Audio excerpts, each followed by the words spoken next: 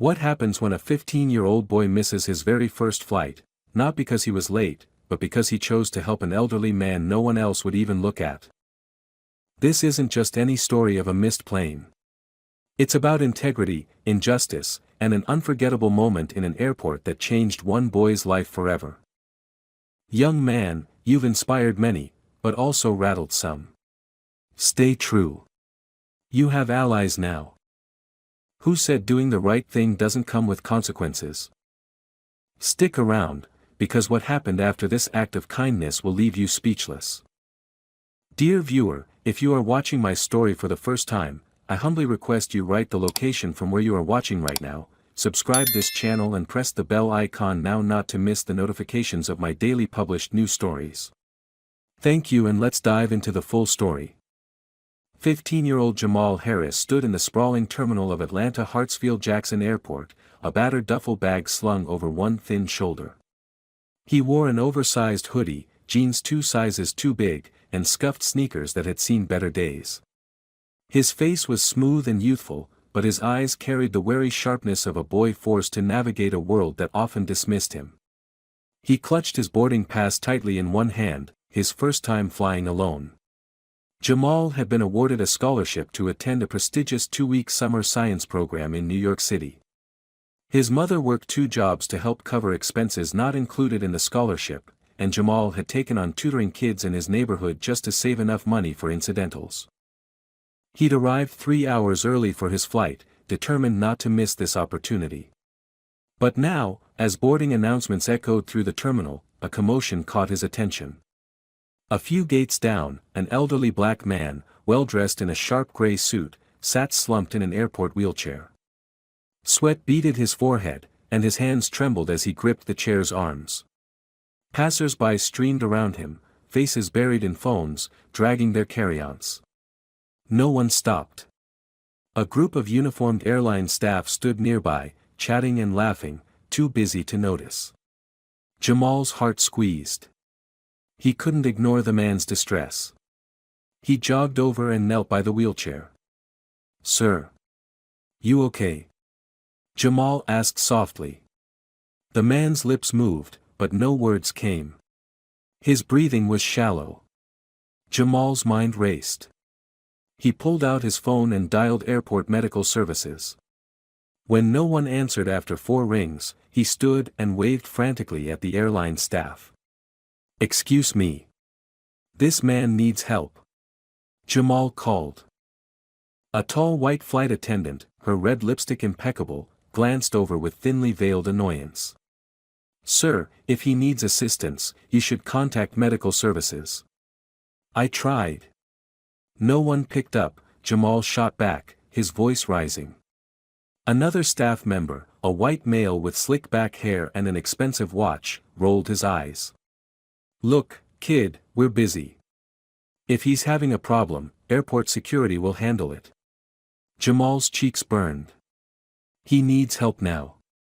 Passengers boarding the flight glanced their way, some frowning at Jamal as if he were causing a scene. But Jamal refused to back down. He spotted a bottled water station and sprinted over. Grabbing 2 bottles, he returned and gently pressed one to the man's lips. The man drank shakily. "Hang in there, sir. I'll get help," Jamal whispered. A moment later, an older black janitor pushing a cart nearby noticed the situation and hurried over. "You all right, Mr. Lee?" the janitor asked, voice full of concern. The elderly man blinked weakly. The janitor nodded to Jamal. "I know him. He comes through here all the time. Let me call the right folks." The janitor pulled out a phone, and within minutes, paramedics arrived. Jamal helped them lift the man onto a stretcher. Relief flooded him. But as they wheeled Mr. Lee away, Jamal heard the final boarding call for his flight. He snatched up his duffel and sprinted toward the gate, heart pounding. At the gate, the same flight attendant from earlier stood with arms crossed. "I'm sorry, boarding is closed," she said curtly. "Please, I was helping that man," Jamal pleaded. The male attendant smirked. "Rules are rules, kid. You should have thought about that." But, look, security's going to ask you to leave the gate area, the woman said coldly. Tears stung Jamal's eyes, not from sadness, but frustration. The plane door sealed behind the last passenger. He'd missed it. Airport security arrived, two large white officers, and escorted Jamal away as if he were a troublemaker. As they led him through the terminal, passengers stared. Jamal kept his head high, though his chest ached with humiliation. No one knew or cared that he'd given up his flight to help an elderly man. Eventually, security dumped him at the airline service counter. The woman behind the desk barely looked up. Flight change fees $150, she said. Jamal's heart sank. He barely had enough for meals during the trip. I don't have that kind of money. Can't you just? She cut him off with a sigh. Sorry. Company policy. Next in line. Jamal stepped aside, chest tight. He'd done the right thing, but it had cost him everything. Jamal sat on a stiff plastic chair near the airline service counter, clutching his battered duffel bag. His stomach churned, not from hunger, though he hadn't eaten all morning, but from shame and helplessness. Around him, travelers bustled about, dragging expensive luggage and sipping overpriced coffee. Nobody spared him a second glance. He glanced at the crumpled boarding pass in his hand. The opportunity he'd worked so hard for was slipping through his fingers. Determined, Jamal stood and approached the counter again. This time, a different staff member, a young blonde woman with perfectly manicured nails, manned the desk. He cleared his throat. Excuse me, ma'am. I missed my flight because I was helping a sick man. I don't have the fee right now. Is there anyone I can talk to about waiving it? The woman barely looked up. Policy's clear, young man. Without payment, I can't change your flight. Please, Jamal insisted, voice trembling. Isn't there a supervisor I can speak to? The woman sighed loudly, tapping her headset. I'll call the manager, but it won't make a difference. Minutes later, a tall, sharply dressed white man strode over. His navy suit was pristine, his shoes gleaming. His name tag read, Bradley Coleman, Operations Manager. His expression oozed disdain the moment he spotted Jamal. What's the issue? Bradley asked brusquely. Jamal stood straighter. Sir, I missed my flight because I was helping an elderly man who got sick. I don't have the money for the change fee. Is there any way? Bradley cut him off with a snort. That's your problem, not ours. Flights leave on time for a reason. I was trying to do the right thing, Jamal said firmly, keeping his tone respectful. Bradley's eyes narrowed. Son, let me give you some advice. The world doesn't reward good intentions. It rewards results. If you wanted to make your flight, you should have managed your priorities. Jamal's jaw tightened. But, I don't have time for excuses, Bradley snapped. Either pay the fee or leave the counter. Several nearby travelers glanced over, some smirking. Jamal's cheeks burned. The injustice of it all knotted in his chest. He fumbled through his pockets, counting every crumpled bill and coin. He barely scraped together $27, far from the required fee. I can't, he whispered. Bradley smirked. Didn't think so. Next. Jamal stepped away, fists clenched. He refused to let tears fall in public. Nearby, he spotted an empty seat near a charging station and slumped into it. His phone battery hovered at 12%. He texted his mom. Jamal *, I missed my flight. Tried to help a sick man. They want $150 to change it. I don't have it. A minute later, his mom replied. Mom *, oh baby. You did the right thing. We'll figure this out. I'll see if I can borrow the money. Jamal bit his lip. He hated the thought of his mom working double shifts just to cover a fee caused by doing what was right. As he sat there, trying to think of a solution, a commotion stirred nearby.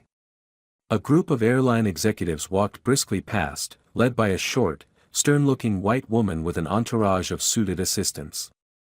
They ignored Jamal entirely, deep in conversation about quarterly earnings and VIP clients. Suddenly, a familiar voice called out from behind him. "Young man." Jamal turned. The black janitor from earlier approached, looking concerned. "I heard what happened," the janitor said, wiping his brow. "You missed your flight helping Mr. Lee." Jamal nodded silently. "Son, Mr. Lee, well, he's not just anybody. You probably don't know this, but," before the janitor could finish, Bradley Coleman reappeared, noticing the janitor speaking with Jamal. His expression darkened. "Joe. What are you doing? Get back to work. You're not supposed to be chatting with passengers." The janitor stiffened, eyes downcast. "Yes, sir." Jamal's stomach churned. The disrespect was blatant. Bradley turned to Jamal. "And you're still here? Move along, boy. You can't loiter at this gate." Jamal met his gaze squarely. "I'm waiting for my mom to call me." Bradley sneered. "Well, don't block the space for paying passengers." He stalked off, barking orders at the staff. The janitor leaned in quickly. "Don't worry, son. Word'll get to the right folks. Mr. Lee ain't gonna let this slide." Jamal blinked. "Who is he?" The janitor gave a faint smile. "You'll see. Just keep your head up." Jamal didn't fully understand.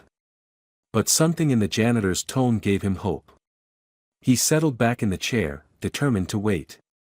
Little did he know, behind the scenes, the events of the morning were already reaching ears far above Bradley Coleman's rank. And the story of the simple boy, who'd missed his flight to help an elderly man, was about to take a turn no one saw coming. Jamal sat by the charging station, watching the battery icon on his phone crawl from 12% to 18%. His mother hadn't texted back again yet, and the minutes felt endless. Every time Bradley Coleman strode past the counter, Jamal could feel the manager's cold gaze burning into him, daring him to cause trouble. Jamal kept his head down and waited. Across the terminal, a tall black man in a crisp suit and wire-rimmed glasses watched the scene unfold. Beside him, a middle-aged black woman in business attire spoke into a sleek earpiece, her brow furrowed. They weren't ordinary passengers. "I just got confirmation," the woman murmured to her companion. "Mr. Lee was transported to Grady Hospital. Stable condition now." The man nodded. "And the boy?" "Still sitting there." The same staff member refused to help him. Managers being difficult. The man's jaw tightened. "Let's see how they handle this." Without revealing their purpose, the two quietly observed. They weren't interfering, yet. Meanwhile, Jamal checked his phone again. No new texts. His stomach rumbled, but he ignored it. His mom was probably still at work, trying to call relatives or scrape together the money. He wouldn't ask her to hustle harder. He'd find a way. Near the service counter, Bradley entertained a group of VIP passengers, affluent businessmen, one with a gold watch worth more than Jamal's mom made in 2 months. Bradley laughed loudly at their jokes, ignoring the boy nearby. The janitor, Joe, passed through again with his cart, shooting Jamal an encouraging glance. Jamal nodded back, grateful. Minutes later, a young white airline employee in a sleek uniform approached the counter. He was junior, probably an intern, but he wore a look of purpose. Jamal overheard the quiet conversation. "Excuse me, Mr. Coleman. Someone upstairs is asking about a boy who missed the flight, helping Mr. Lee." Bradley's face darkened. "And? They want his name and details. Said it's urgent." Bradley scoffed. "Upstairs is always sticking their noses in operations. Handle it later. Kid's not important." "But they specifically asked," I said later. Bradley snapped. The intern hesitated, then hurried away. Jamal caught fragments of the exchange but didn't know what to make of it. He shifted in his seat, mind racing. Was someone on his side after all?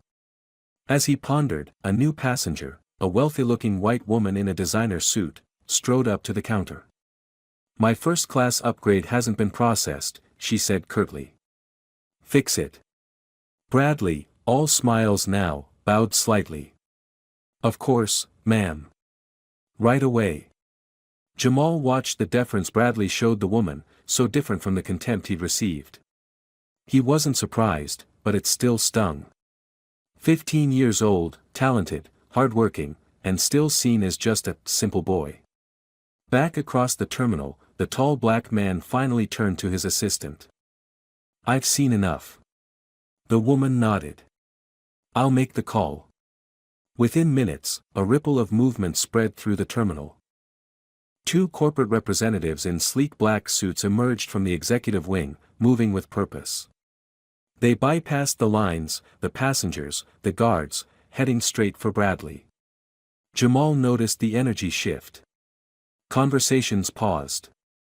Even Bradley's fake smile faltered when he saw them approach. "Mr. Coleman," the lead rep said coolly, flashing an executive ID. "We need to speak with you. Now."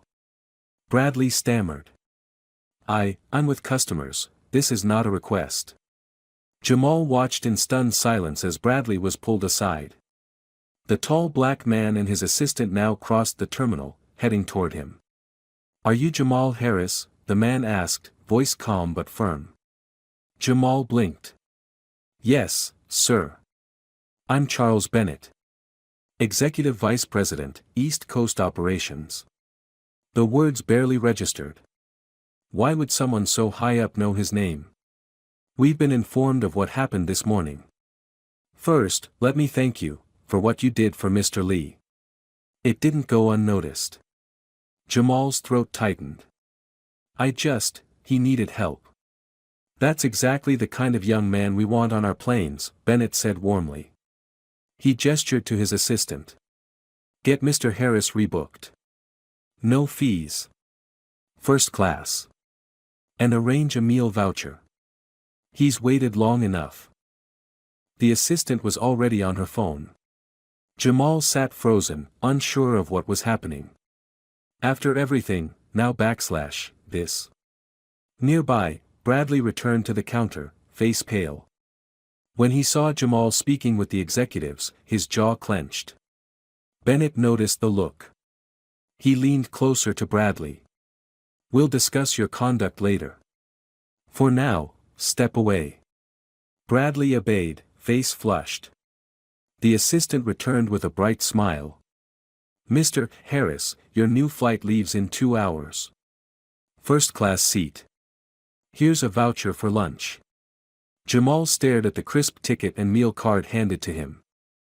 For a moment, he couldn't speak. Bennett offered a small smile. Sometimes doing the right thing takes longer to pay off. But it always does. As Jamal stood, clutching the ticket, the shame and frustration of the morning finally lifted. He had no idea that this was only the beginning. Because Mr. Lee, the man he'd helped, was far more important than Jamal could imagine. And soon, the entire airline would know the boy's name. The new boarding pass in Jamal's hand felt almost unreal, first class. For a boy who'd never flown before, let alone dreamed of such a seat, it was like something out of a movie. He sat in a quiet lounge area near the new gate, the meal voucher tucked into his pocket, unsure whether to grab food or just sit and process everything. His mom still hadn't texted back, probably busy at work. He thought about the janitor, Joe, and the kind words Mr. Bennett had spoken. It was like a wave had started to rise behind him, all because he hadn't turned away when that man needed help. An hour later, as Jamal nibbled on a sandwich from the voucher, movement caught his eye. A small group approached, led by a familiar figure, Joe the janitor, walking beside a paramedic pushing a wheelchair. In that chair sat Mr. Lee, alert now, though looking a bit pale, with an oxygen tube clipped beneath his nose. Jamal stood instantly, setting his food aside. Joe gave him a grin. Told you you'd see him again, son. Mr. Lee's deep brown eyes locked on Jamal. Despite his obvious fatigue, the old man smiled warmly. Come here, young man, Mr. Lee rasped. His voice was rough but steady. Jamal stepped closer. I'm glad you're okay, sir. You're the reason I am, Mr. Lee said simply. I heard what you did. Could have walked by, like everyone else. But you didn't. Jamal glanced down. It was the right thing to do. Mr. Lee chuckled softly. More right than you know. He turned to Joe. Help me up. With Joe's assistance, Mr. Lee stood slowly, resting a hand on the wheelchair's handle for balance. Several suited executives had gathered discreetly nearby, Charles Bennett among them, watching the scene unfold. Mr. Lee gestured for Jamal to come closer. Do you know who I am? Jamal shook his head. No, sir. The old man's smile widened. Name's Franklin Lee. Founder and majority owner of this airline. The words hit Jamal like a thunderclap. His mouth opened, but no sound came. Franklin Lee chuckled again. Didn't expect that, did you? Jamal blinked, heart pounding. The man he'd helped wasn't just any passenger, he owned the company. Bennett stepped forward. Mr. Lee insisted on seeing you before your flight. Mr. Lee nodded. I've built this business from the ground up. Seen plenty of people chase dollars, status. But integrity, that's rare. You showed it today, son. Jamal swallowed hard.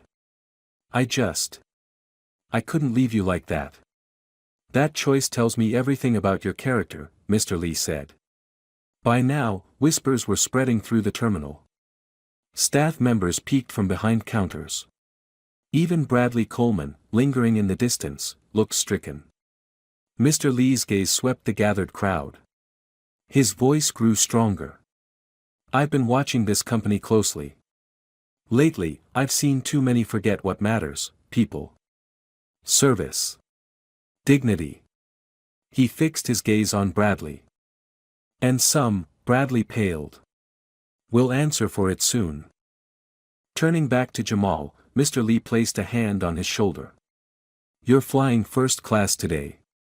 But that's not enough. He glanced at Bennett. See that this young man's scholarship trip is fully sponsored, airfare, lodging, expenses. And when he's ready for college, tell him I'll personally back his application. If he wants to intern here when he's older, we'll make room. Jamal's breath caught. His mind reeled. I don't know what to say, he stammered. Then say you'll keep doing what's right, Mr. Lee said with a warm smile. I will, sir, Jamal promised, voice steady now. Mr. Lee squeezed his shoulder. Good. The world needs more like you. The crowd that had quietly gathered now broke into scattered applause. Jamal stood tall, no longer just a boy with a missed flight, but a young man whose actions had reached the highest levels. And back at the service counter, Bradley Coleman watched it all unfold, his arrogance crumbling. But this was far from over. The consequences of that morning's treatment, and Jamal's quiet act of courage, were just beginning to ripple through the company. Later that afternoon, high in the executive offices of the airline's Atlanta headquarters, a very different scene was unfolding. A closed-door emergency meeting had been called by Franklin Lee himself. The walls of the sleek glass conference room were lined with photographs of the company's history, its humble beginnings, its rise to one of the nation's top carriers. Bradley Coleman sat stiffly at the long table, pale and sweating. His usual air of confidence was gone. He tugged nervously at his tie. Around him were senior directors, vice presidents, including Charles Bennett, and Mr. Lee, seated at the head of the table in a dark tailored suit. Though still recovering, the older man radiated presence and authority. He glanced slowly around the room. The tension was thick. We all know why we're here, Mr. Lee began, his voice even. This morning, I collapsed in your terminal. Not one staff member noticed. Not one lifted a finger, except a boy. A boy who paid for it by missing his first flight, being disrespected, and nearly losing his scholarship opportunity. Several executives shifted uncomfortably. Mr. Lee's eyes locked on Bradley. "Tell us, Mr. Coleman, do you recall this incident?" Bradley cleared his throat. "Sir, with all due respect, I wasn't aware it was you at the time. The boy was late." "Company policy is clear, company policy," Mr. Lee cut in, "does not excuse inhumanity." His tone was sharper now.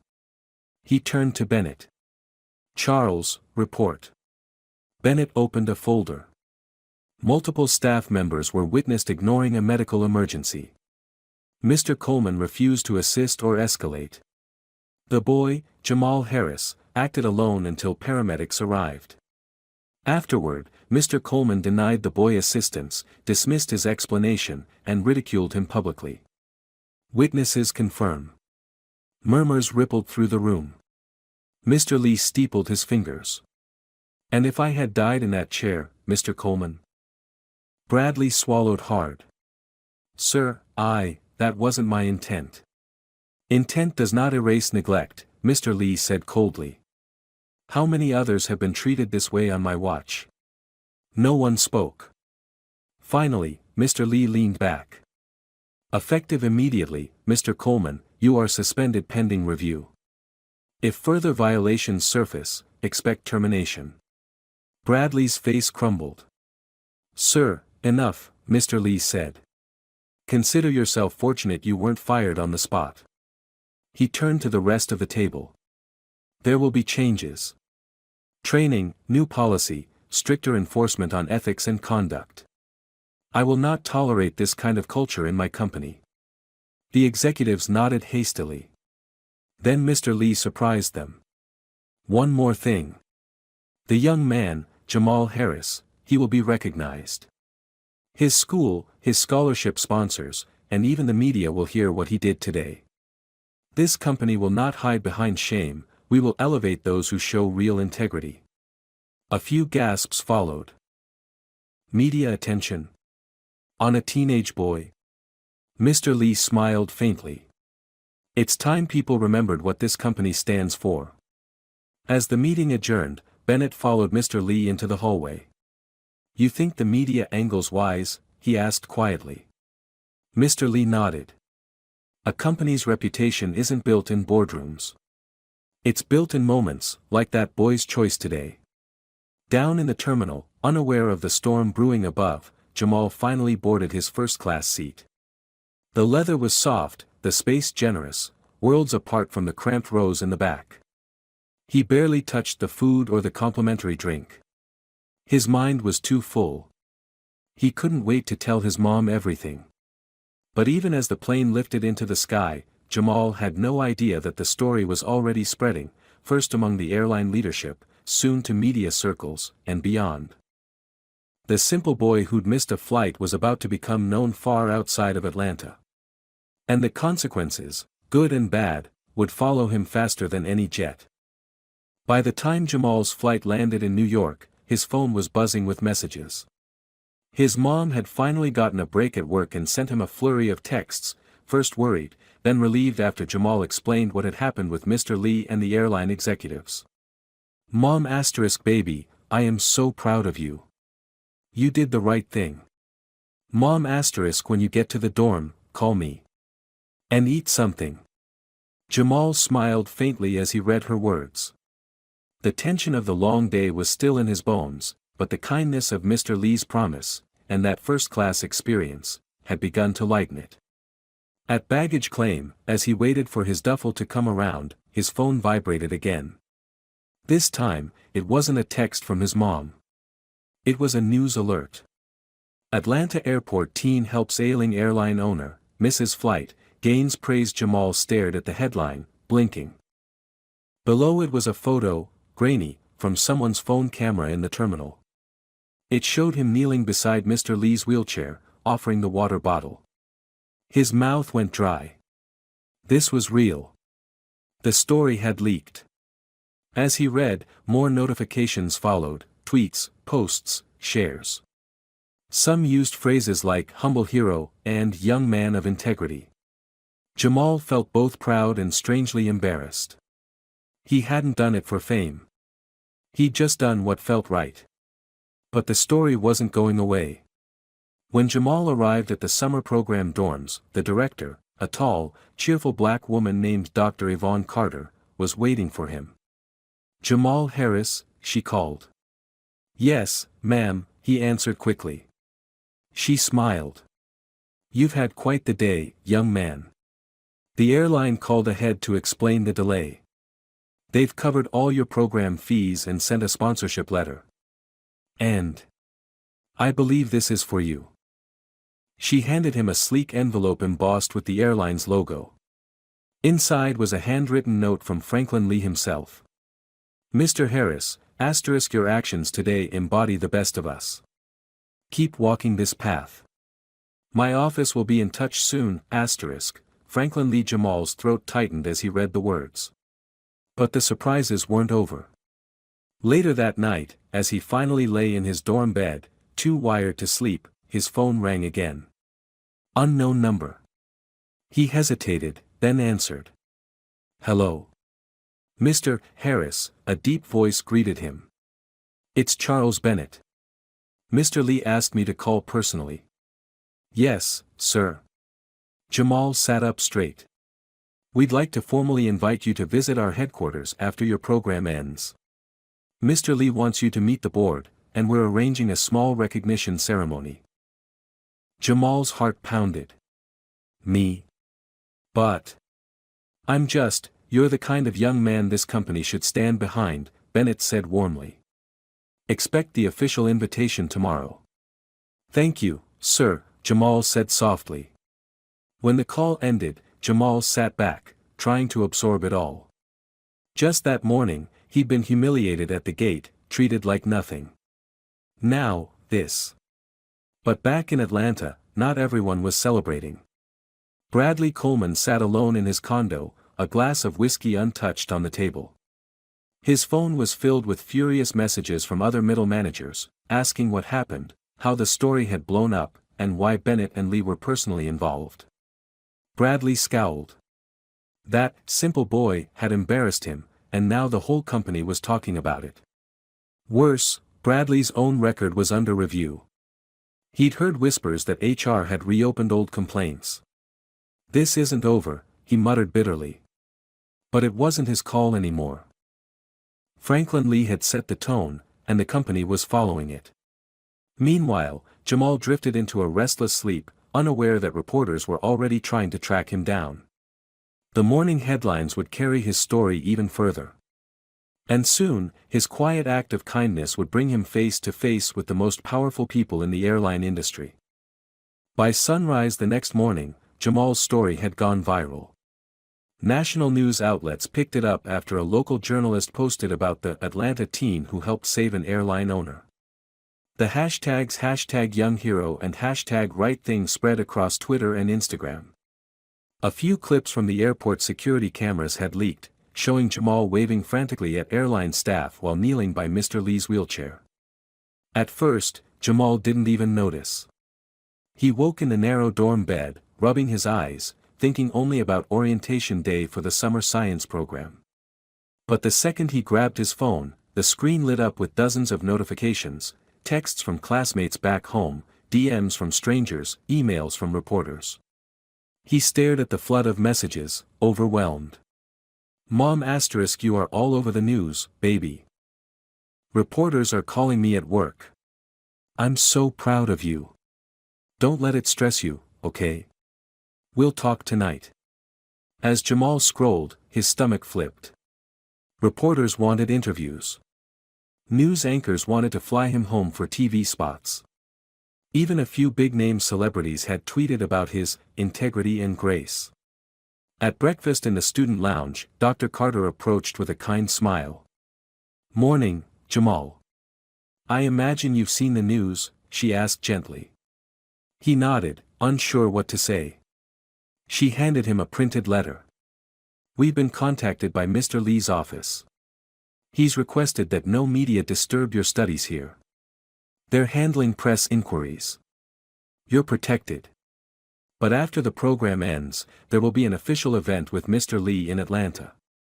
Jamal breathed out in relief. He didn't want to miss this opportunity because of cameras chasing him. Dr. Carter patted his shoulder. You did something remarkable. The right people noticed. Now, just focus on learning, okay? He nodded again, gratitude filling him. But not everyone was so understanding. Back at airline headquarters, Bradley Coleman stormed into an HR review meeting, seething. The HR director, a sharp black woman named Denise Marshall, met his glare without flinching. Mr. Coleman, the situation is no longer in your control, Denise said coolly. You've been suspended for cause. There are multiple witness statements. Mr. Lee himself confirmed. Bradley slapped a folder on the table. Over some boy. Denise's eyes narrowed. Over your complete failure as a leader. That boy showed more character in one morning than you've shown in 5 years. Bradley's face flushed. This is ridiculous. It was one missed flight, it was negligence. And disrespect. And arrogance, Denise cut in. And it stops now. With that, she stood and left him fuming. Meanwhile, Jamal's day at the science program passed in a strange blur. Professors greeted him warmly. Other students whispered about the airport kid. He tried to focus on the labs, the experiments, but everywhere he went, eyes followed him. Not unkind, but curious. That night, back in the dorm, a knock came at his door. It was Dr. Carter again, with a man in a neat gray suit. Mr. Harris, the man greeted him, extending a card. I'm Mr. Price from Mr. Lee's staff. He asked me to deliver this. Jamal opened the heavy envelope.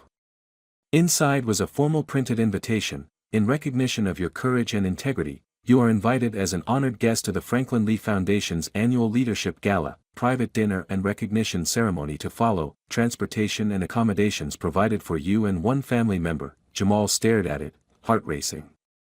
Mr. Price smiled. You've made quite an impression, young man. Mr. Lee looks forward to seeing you.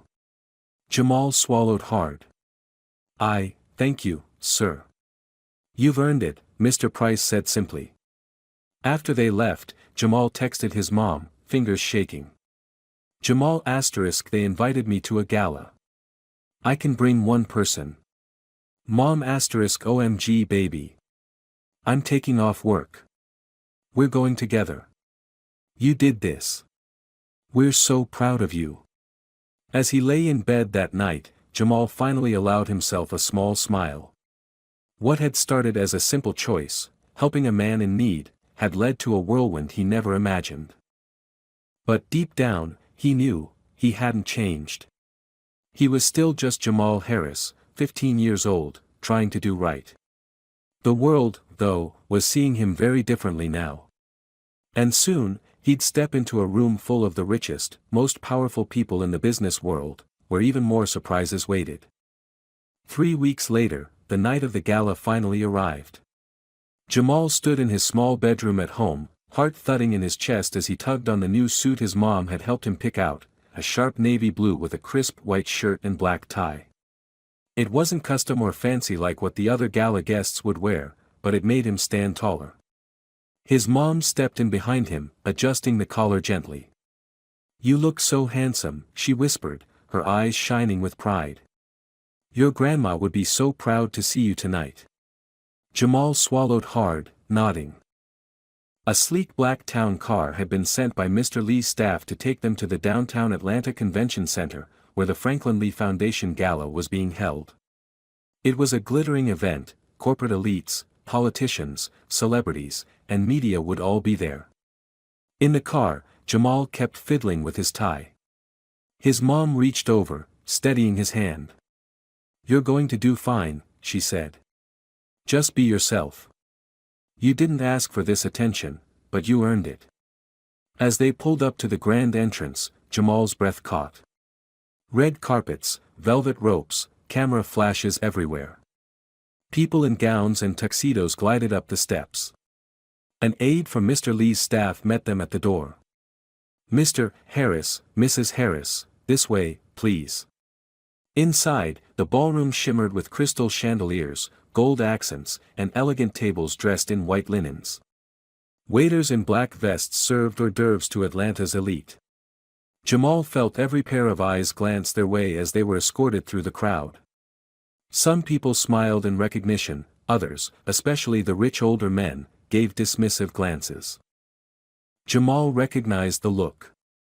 He'd seen it too many times before, a poor black kid stepping into a space they weren't used to seeing him in. At the front of the room sat a stage with a sleek podium. And near it, Franklin Lee himself, seated in a chair surrounded by executives and VIPs. He looked stronger now, though still a bit thinner from his hospital stay. When he spotted Jamal, his eyes lit up. "Jamal!" Mr. Lee called warmly, standing slowly. The crowd hushed as Jamal and his mom approached. Mr. Lee reached out, clasping Jamal's hand in a firm shake. "So glad you made it," he said. "You've stirred up quite a storm in this company, and that's a good thing." Jamal blushed. "Thank you, sir. I still can't believe all this is happening." Mr. Lee smiled. "Sometimes the world moves fast when someone does the right thing." Soon, the formal program began. Guests found their seats. The lights dimmed. The MC, a famous black news anchor, stepped up to the mic. "Good evening, ladies and gentlemen. Tonight we celebrate leadership, integrity, and service, values we all strive for. But sometimes, they appear not in a boardroom or headlines, but in a small act of human kindness." A giant screen lit up behind him. Images from the airport played, Jamal helping Mr. Lee in the wheelchair. The room grew silent. This young man, just 15 years old, acted with courage and compassion, expecting nothing in return, the anchor continued. In doing so, he reminded us what true leadership looks like. "Please welcome, Jamal Harris." Thunderous applause erupted. Jamal's stomach flipped. He stood slowly, guided by Mr. Lee's aide to the stage. Under the bright lights, he blinked out at the sea of faces, executives in $1,000 suits, celebrities, politicians. For a moment, his throat tightened. Then he heard his mom's voice in the crowd, soft but clear, "You got this, baby." Jamal stepped up to the mic. Good evening," he began, voice a little shaky. "I didn't expect any of this. That day, at the airport, I didn't think about cameras or rewards. I just saw someone who needed help. And I knew I couldn't walk past him." The crowd listened, many nodding. "I guess what I've learned is, you never know who's watching. Or how one small choice can matter. And I hope we all remember that. We can all do better. We can all help somebody." Another wave of applause swept the room. Jamal stepped back, face flushed but proud. Mr. Lee rose, clasping his hand again.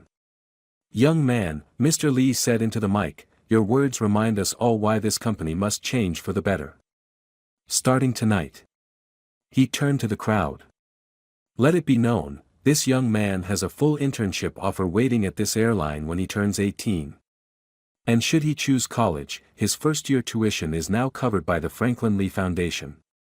Gasps and cheers filled the ballroom. Jamal's mom covered her mouth, tears in her eyes. In the corner of the room, a few stone-faced executives, including some of Bradley Coleman's old allies, exchanged tense glances. The tide was turning. The culture of arrogance and indifference was being called out at the very top. And Jamal Harris, a 15-year-old black kid from the south side of Atlanta, had sparked that change. But outside the glittering ballroom, another challenge waited. Not everyone in the company was happy. And as Jamal would soon learn, standing up for what's right sometimes makes powerful enemies. The morning after the gala, Jamal awoke to find the story even bigger than before. Videos of his speech had gone viral overnight. His name was trending across social media. National Morning shows aired clips of him standing beside Franklin Lee. His phone buzzed non-stop, messages from distant relatives, old teachers, strangers thanking him for inspiring their kids. Even a few local officials from Atlanta reached out to praise him. But the attention wasn't all positive. Hidden among the messages were a few bitter comments, mostly anonymous. Some accused him of playing hero for attention. Others grumbled about special treatment from Mr. Lee. A few made cruel remarks about kids like him getting ahead without earning it. Jamal read the nastier ones with a tight chest. He quickly closed the app, not wanting his mom to see. Later that day, back in Atlanta, inside a dim office on the upper floors of the airline headquarters, an unofficial meeting was taking place. A handful of senior managers, long used to the old ways of doing business, sat in frustration.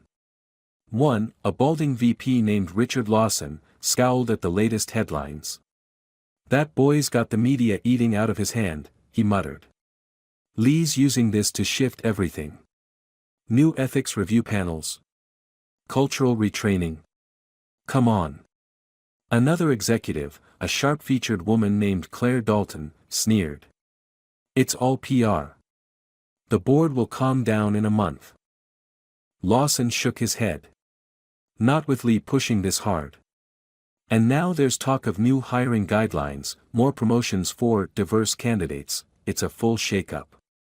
Bradley Coleman, seated silently in the corner, finally spoke. His voice was low, bitter. "It's that boy," he said.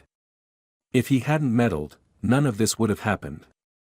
Claire arched a brow. "Careful, Bradley. You're already hanging by a thread." He smirked coldly. "I'm not stupid. But mark my words, that kid's going to regret the spotlight. You'll see." Meanwhile, back in New York, Jamal pushed himself hard in the final days of the summer science program. The media buzz made it harder to focus, but he stayed locked in on his studies. He didn't want anyone thinking he'd forgotten why he'd come in the first place. Dr. Carter noticed his tension. One afternoon, she pulled him aside. "You're doing great work, Jamal," she said. "But I see you're carrying a lot on your shoulders." He hesitated. "I just didn't want all this attention. I didn't help Mr. Lee for the cameras. And now some people are saying bad things." She nodded knowingly. "When you do what's right in a broken system, some people will cheer. Some will hate you for it. You can't let either group change who you are." Jamal breathed out slowly. "Yes, ma'am. Stay focused on your path," she said. "That's your power." Those words stuck with him. When the program ended, Jamal flew back to Atlanta with his mom, this time in first class again, quietly grateful, but ready to return to normal life. But the welcome home was anything but normal. At the airport, reporters waited at arrivals, cameras flashing the second Jamal appeared. Security had to escort him and his mom through a side door to avoid the crowd. Mr. Lee's staff met them at the exit. His aide, Mr. Price, handed Jamal a sealed letter. "From Mr. Lee. He wanted you to have this personally." In the car ride home, Jamal opened it. "Jamal, you've inspired many, but also rattled some. I won't lie, some will push back. Stay true. You have allies now, myself among them. If you face trouble, call my office. And remember, you are not alone." With pride, Franklin Lee. Jamal folded the letter carefully, a mix of pride and worry filling him. He knew trouble was coming. But he also knew, he wouldn't back down. Still, just days later, the first challenge hit home. He was called in for a meeting at his high school, where two senior teachers and an assistant principal, none of whom had ever noticed him before, suddenly wanted to discuss his recent media attention. And Jamal sensed it wasn't going to be a friendly talk. The simple boy who'd missed his flight had forced a change in a billion-dollar company. But now, the backlash was reaching into his community. And Jamal would have to decide, was he ready to stand tall again? Even when the fight came home.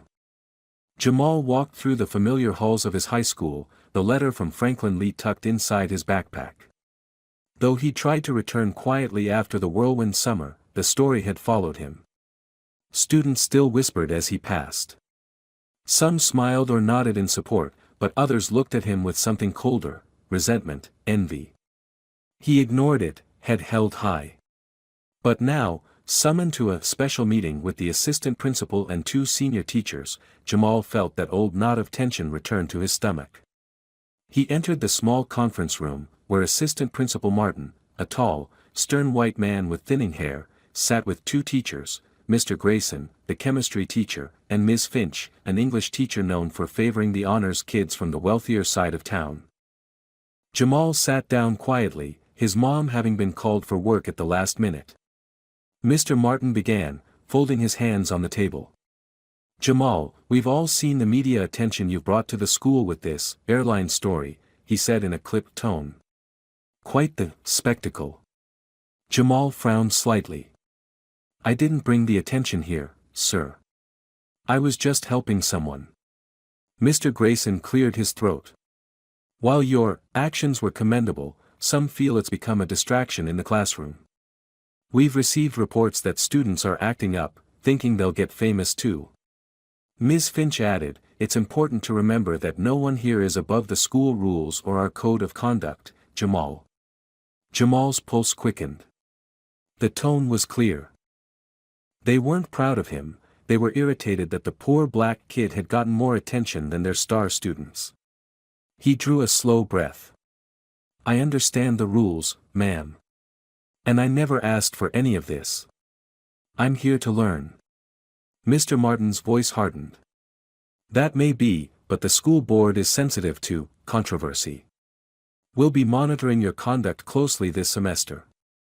We expect you to keep a low profile. No further media interviews. No disruptions." Jamal stared at them, disbelief creeping in. "So, because I helped someone, and the story got out, now I'm a problem?" he asked quietly. The adults bristled. "Watch your tone, young man," Ms. Finch said sharply. Mr. Martin leaned forward.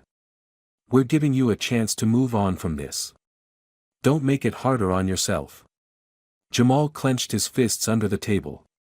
He thought of his mom, of Dr. Carter's advice, of Mr. Lee's letter. And slowly, he realized, he wasn't going to shrink himself to make them comfortable. He met their eyes, steady now. "With respect, sir. I don't need to move on from doing the right thing. I didn't break any rules. And I'm here to get my education, just like any other student. I won't be disruptive. But I won't pretend to be ashamed either." The room went still. Mr. Martin's face tightened. "Very well. But remember, you're being watched." Jamal stood. "I always am." Without another word, he left the room, heart pounding but proud. Word spread fast among the students. By lunch, everyone knew about the meeting. Some of the same honors kids who dismissed Jamal before now approached him with newfound respect. "Yo man, heard what you told them," one said quietly. "That took guts." Even some teachers who'd stayed silent before now nodded at him in the halls. But the biggest surprise came 2 days later. Mr. Lee himself visited the school, unannounced, flanked by his aides. He met with the principal and board members in a closed session. The next morning, the staff received an official statement from Mr. Lee's office. In light of recent concerns, Mr. Franklin Lee wishes to reaffirm his support for student integrity and leadership, as demonstrated by Jamal Harris.